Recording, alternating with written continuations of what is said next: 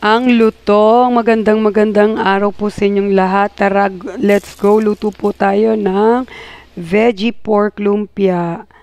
Lumpiang Shanghai. So, napakaraming gulay po. Huwag niyong kalilimutan na hugasan po ang ating mga meats. Especially pagka binili niyo po siya sa market. Ngayon po, hindi ko na pinakita ang pagtadtad ng mga gulay na nasa harapan nyo ngayon dahil alam nyo na yan. Okay? Carrots, garlic, onion, egg, meron pang kasamang kinchay.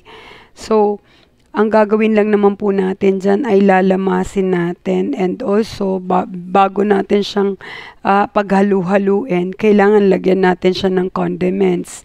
So, meron po tayong mga pampalasa, nilagyan po natin ng konting magic sarap, salt, and naglagay din po tayo ng pepper, and sesame oil, and also a little bit of sugar, pero hindi ko po naipakita sa inyo dyan. And of course, nilagyan ko po siya ng toyo.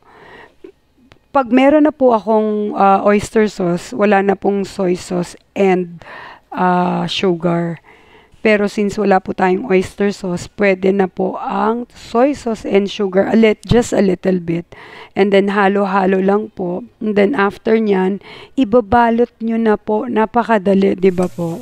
Kaya kung sasabihin sa akin ni Mudra, hindi ko kayang magluto, hindi ako marunong.